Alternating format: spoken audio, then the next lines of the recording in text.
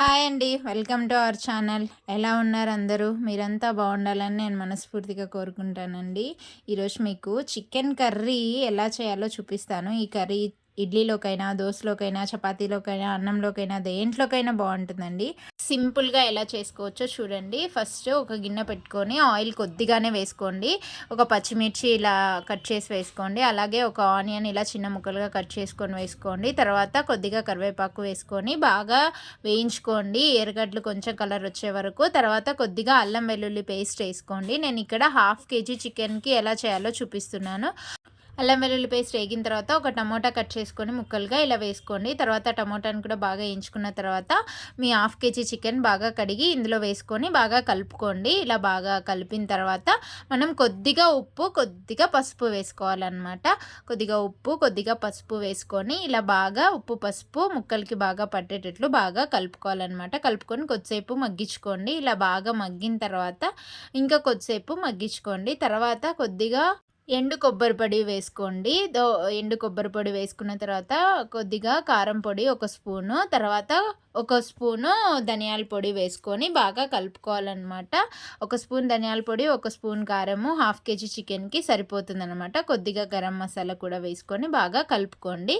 So ఇలా బాగా కలుపుకున్న తర్వాత కొద్దిసేపు మూత పెట్టి మగ్గించుకున్న తర్వాత కొన్ని నీళ్ళు వేసుకోండి. మళ్ళీ మీకు ఎన్ని కావాలంటే అన్ని నీళ్ళు, కర్రీకి కావాల్సినన్ని.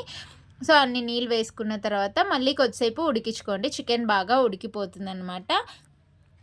చికెన్ బాగా ఉడికిపోయిన తర్వాత ఇంకా మన కర్రీ రెడీ అయిపోయినట్లే అనమాట. ఈ చికెన్ కర్రీ చపాతీలోకైనా, ఇడ్లీలోకైనా, దోసలోకైనా, అన్నంలోకైనా, దేంట్లోకైనా, పూరీలోకైనా చాలా బాగుంటుందన్నమాట. ఇలా కొద్దిసేపు ఉడికించుకొని మనము దించేసుకోవడమే, చికెన్ కర్రీ రెడీ అయిపోతుందన్నమాట. ఇప్పుడు చూడండి, నేనైతే ఇడ్లీలోకి వేడి ఇడ్లీలోకి వేడి చికెన్ పులుసు వేసుకొని తింటే ఉంటుంది. చాలా టేస్టీగా ఉంటుందన్నమాట. చాలామంది అన్నంలోకి, పూరీ, చపాతీలోకి ట్రై చేసి ఉంటారు. ఇలా దోసలోకి, ఇడ్లీలోకి కూడా ఒకసారి ట్రై చేయండి, చాలా బాగుంటుంది. ఇలా దోసలోకి కూడా చాలా బాగుంటుందండి. దోస వేసుకొని దోసలోకి చికెన్ పులుసు తిన్నామంటే టిఫిన్లోకి చాలా బాగుంటుందన్నమాట. చూడండి, చాలా టేస్టీగా ఇలా 2 దోసలు వేసుకొని నేను తింటున్నాను అనమాట. చికెన్ దోశ ఎంతమందికి ఇష్టమో మీరు కామెంట్లో తెలియచేయండి. చాలామంది తింటూ ఉంటారు. అలాగే చపాతీ, పూరీలో కూడా బాగుంటుంది. నేను ఇక్కడ నైట్ చపాతీలోకి ఈ చికెన్ కర్రీ, చికెన్ పులుసు అలా ఆవిరి అయిపోయి బాగా గట్టిపడిందనమాట.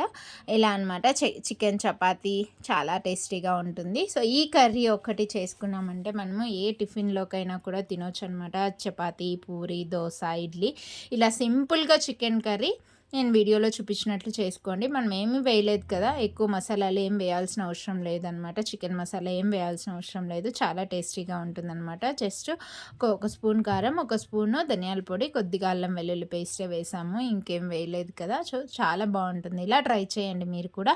ఇదండి ఈ వీడియో. మీకు నచ్చినట్లయితే లైక్ చేయండి, షేర్ చేయండి. మన ఛానల్ని ఫస్ట్ టైం ఎవరైనా చూస్తుంటే సబ్స్క్రైబ్ చేసుకోండి. Thanks for watching. బాయ్.